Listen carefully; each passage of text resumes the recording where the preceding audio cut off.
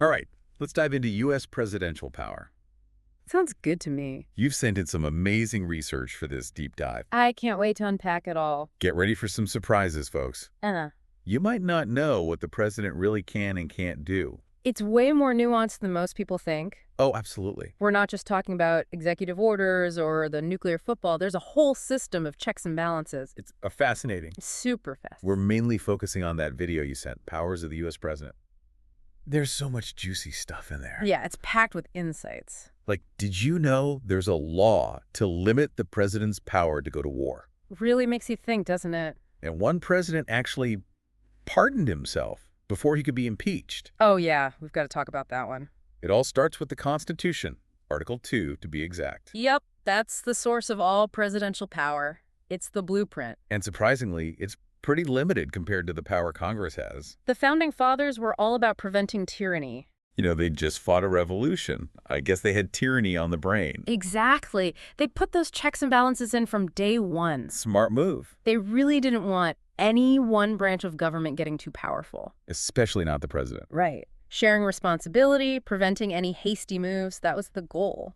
Okay, so let's break presidential power down into 6 main areas, kind of like categories. Hit me with them. We've got negotiating treaties, running the military, pardons, appointments, making sure laws are followed, and then those mysterious inherent powers. Each one's important, but they're all connected to. Like a web. Totally. Understanding one helps you understand the others. Okay, first up, treaties. The president gets to negotiate all those international agreements, but it's not a done deal, right? Nope. The Senate gets the final say. Like a referee. Exactly. They need a two-thirds majority to approve any treaty. Remember the Treaty of Versailles after World War I? Vaguely. The Senate rejected it. Can you believe that? Seriously, that was a huge deal. Huge. But it proves the president isn't all-powerful, even on a global scale. The Senate has some teeth. You bet they do. Next, we've got appointments. The president gets to pick people for important jobs. Supreme Court, ambassadors. The big leagues. But it's not just picking your buddies for a game of basketball, is it? Definitely not. The Senate's involved again. Always the Senate. Well, they got to make sure these folks are qualified. Makes sense. So they hold confirmation hearings. Sometimes they grill nominees pretty hard. Especially for lifetime appointments like Supreme Court justices. Those always make headlines. Oh, yeah, those are high stakes. Remember all the controversy when Trump appointed a new justice? How could I forget? It was all over the news. See? High stakes. But beyond the big names, there's this idea of political spoils, rewarding your allies with cushy jobs. Like ambassadorships. Sounds kind of shady. It can be. Sometimes it's about qualifications, sometimes it's about politics. It's complicated. So it's a mix of who you know and what you know. Pretty much. Welcome to Washington. Okay, let's talk lawmaking. The president doesn't actually write the laws, right? Nope, that's Congress's job. The House and Senate, they handle the lawmaking. But the president can suggest things. Oh, definitely. In the State of the Union, they lay out their priorities, but Congress makes the final calls. And then there's the veto power. The president can just say, nope, to a bill. It's a powerful tool. I bet it feels pretty good to use sometimes. I'm sure it does. But presidents don't use it as often as you'd think. Really? I thought they were always clashing with Congress. It's more about strategy. Vetoes can cause friction. So pick your battles? Exactly. Trump and Biden haven't used the veto much. Interesting. But Congress has a countermove, the veto override. How's that work? Two-thirds majority vote in both the House and the Senate, and boom, the bill becomes law anyway. Talk about a power move. It's rare, though. Only happened twice recently. So the veto threat always looms. Another check on presidential power. For sure. Speaking of checks, let's talk about pardons. Ooh, the pardon power. It's been used in some interesting ways, right? That's putting it mildly. Nixon and Watergate ring a bell. Oh, yeah. Wasn't he pardoned by his own VP? He was. Gerald Ford pardoned him right after he resigned. Dodged a bullet there. Some people were furious. I bet. It raised a big question. Can the pardon power be abused? Like a get-out-of-jail-free card for your buddies. It can be tricky, that's for sure. So, pardons. Powerful tool, lots of potential for good and bad. Definitely depends who's using it. Okay, onto those mysterious inherent powers. What are those exactly? Think of them as powers the president has just because they're the president. Not written out in the Constitution, but kind of implied. Okay, I'm listening. Like keeping secrets from Congress, issuing executive orders, even sending troops into combat without a war declaration. Wait, hold up. That sounds like they can do anything they want. It's a common concern, especially with executive orders. I can see why. It's like creating laws without Congress. Exactly. People argue it gives the president way too much power. Yeah, that's a slippery slope. But what about the military? The president's in charge there, right? Absolutely. The Constitution names them commander-in-chief. They're the top dog when it comes to the armed forces. So they command the military. But here's the kicker. Only Congress can declare war. How does that work in practice? It's supposed to be a big check on presidential power, but it's not so simple. The U.S. hasn't formally declared war since World War II. What? But we've been in tons of conflicts since then. Right. It's where those inherent powers come back into play. Presidents argue they have a duty to defend the nation, even without a formal declaration of war. So they get to decide when a threat is serious enough?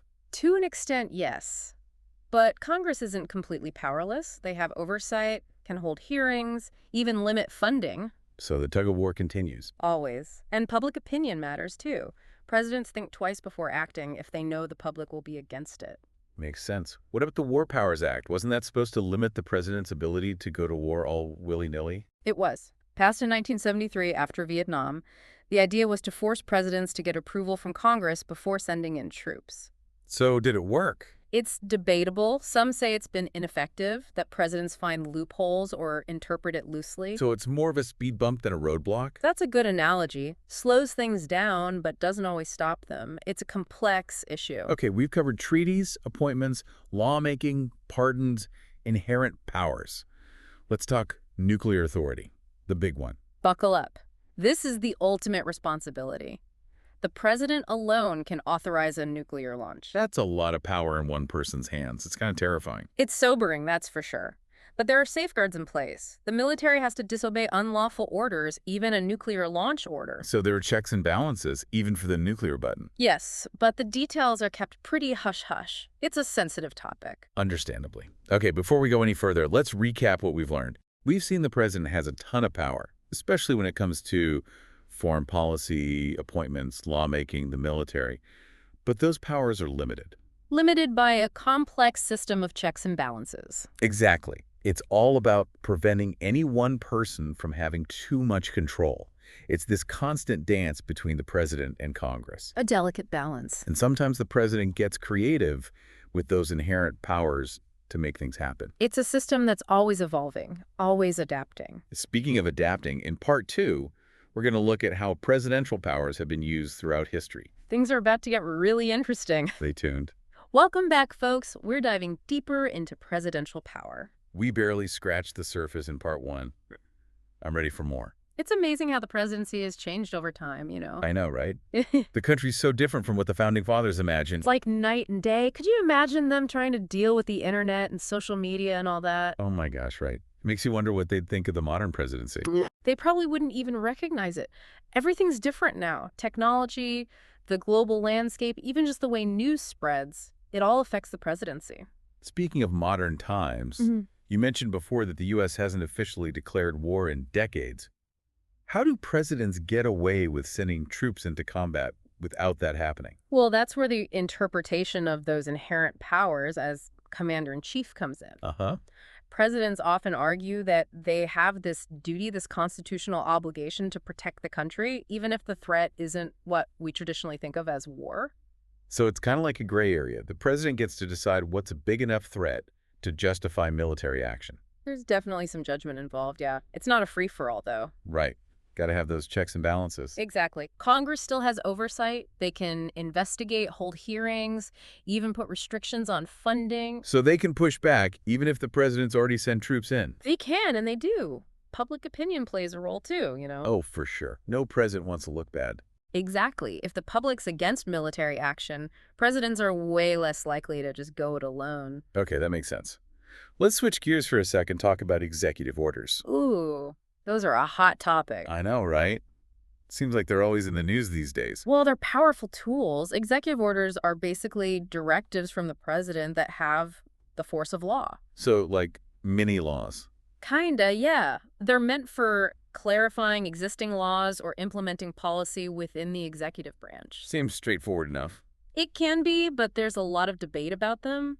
Some people argue that presidents use them to overstep their boundaries. Like they're bypassing Congress? Exactly. Critics say it's infringing on Congress's power to make laws. So it's a balancing act. Always is, with Yeah. presidential powers. The courts can get involved too, you know. Oh, really? They can review executive orders, and if they decide an order is unconstitutional, they can strike it down. Wow, so there's a check on that power, too. That's good to know. Checks and balances everywhere. Like a giant game of chess. That's a good way to put it. Speaking of controversial presidential actions, what about pardons? We talked about Nixon, but have there been other pardons that really made a splash? Ooh, yeah. Give me the historical gossip. Well, presidential pardons have definitely shaped the course of history, that's for sure. Sometimes they caused a huge uproar, sometimes they helped to heal divisions, sometimes they were just plain political maneuvering. Okay, I'm hooked. Give me the juicy details. One of the biggest examples is Andrew Johnson. He pardoned all the former Confederate soldiers after the Civil War. Whoa, all of them. Yep, every single one. It was massively controversial, as you can imagine. I can only imagine. I mean, pardoning everyone who fought against the United States, that's got to be a tough pill to swallow. It was. Some people thought it was a necessary step to help the country heal and move forward. Others saw it as a complete betrayal, a slap in the face to everyone who suffered during the war. Man, these decisions could really have lasting impacts. They do. It shows you the weight of presidential decisions. They ripple through history. Okay, so we've talked about military powers, executive orders, pardons. It's amazing to see how the presidency has adapted to all the changes in the world. It really is. But what about the future? What kind of challenges do you think presidents will face down the road? Ooh, good question. It's like presidential power meets fortune-telling. Right. It's hard to say for sure, but there are some big trends happening now that are likely to stick around. Give me your best predictions. Well, one of the biggest challenges, I think, is going to be dealing with how polarized and divided the country is. It's true. It feels like everyone's always arguing. It's a real problem. It makes it so hard to find common ground, you know? And that makes it tough for presidents to get things done. To build consensus, pass laws, govern effectively, it all gets harder. Exactly. Future presidents are going to need more than just the powers of the office. They're going to have to be really good at bringing people together. Like master negotiators. Exactly. And they'll need to really understand what matters to the American people, what their concerns are, what they're struggling with. So not just being powerful, but also being empathetic. Totally. And communication is going to be key. Clear, concise, convincing communication. Especially with social media being so dominant these days. Oh my gosh, yes. Social media is a game changer. It can be a great tool, but it can also be a minefield. So much information flying around, it's hard to know what's true sometimes. Right. Future presidents will need to be really savvy about using it. They'll need to cut through all the noise and connect with voters in a way that feels authentic. So it's not just about policy anymore. It's about shaping the narrative, building relationships, connecting with people on an emotional level. Exactly. It's a whole new ballgame. Man, being president sounds exhausting. I bet it is. But it's an incredibly important job. Their decisions impact all of us. Okay, I need a mental break from all this serious talk. Is there anything fun or quirky about the presidency that we haven't touched on yet? Oh, there's tons of fun trivia and little-known facts about the presidency. I'm all ears. Okay, for starters, did you know the president has a private movie theater in the White House? What? No way. Yep. Lots of presidents have enjoyed movie nights there. Do they get popcorn and candy? That's important. I would hope so. I'm putting that on my bucket list, watch a movie in the White House theater. Okay, what else you got? All right, how about this? Every time a new president takes office, they get a brand new desk for the Oval Office. A new desk. Why? It's a tradition that started with Rutherford B. Hayes.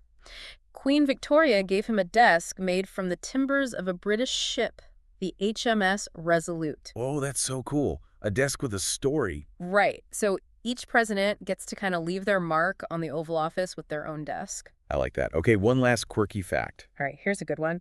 John Quincy Adams kept an alligator in a bathtub in the White House. Wait, what? An alligator? Are you serious? Totally serious. Apparently, it was a gift from the Marquis de Lafayette. That is the weirdest presidential pet I've ever heard of. It sets a high bar for sure. Okay, so we've covered the serious stuff and the fun stuff. Presidential power is a wild ride. It really is. It's been great exploring it with you. Me too. I feel like I've learned so much. So as we wrap up part 2, What's the main takeaway you want folks to think about? I think the most important thing to remember is that the U.S. presidency isn't some fixed thing. It's always changing, always adapting, always reflecting where we are as a country. It's like a living, breathing institution, shaped by history and current events. Exactly. And as we've seen, it operates within this delicate balance of power. Checks and balances are there to make sure no one person has too much control, but they also create this constant push and pull between the different branches of government. It's a system that really depends on collaboration, respect for the rules, and everyone participating. Couldn't have said it better myself. In part 3, we're going to tackle one last piece of the puzzle, the role of the people. Ooh, can't wait. We'll be right back. All right, we're back. We've talked about how presidential power works, how it's changed over time, all that good stuff. But there's one more piece of the puzzle we got to talk about, the people. The people, absolutely. Can't forget about them. And in democracy, it's the people who have the real power. You got it. It all comes back to the people and how they exercise that power.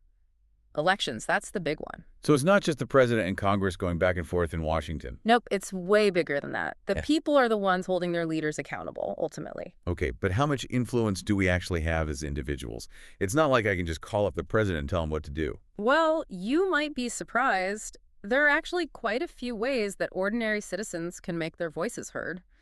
Voting is the most obvious one, right? Yeah, elections are like a giant job interview. We're the hiring manager. Exactly. We choose who gets to be president, who gets to wield all that power. So our votes have real consequences. Absolutely. But what about between elections? How can we make a difference when it's not time to vote?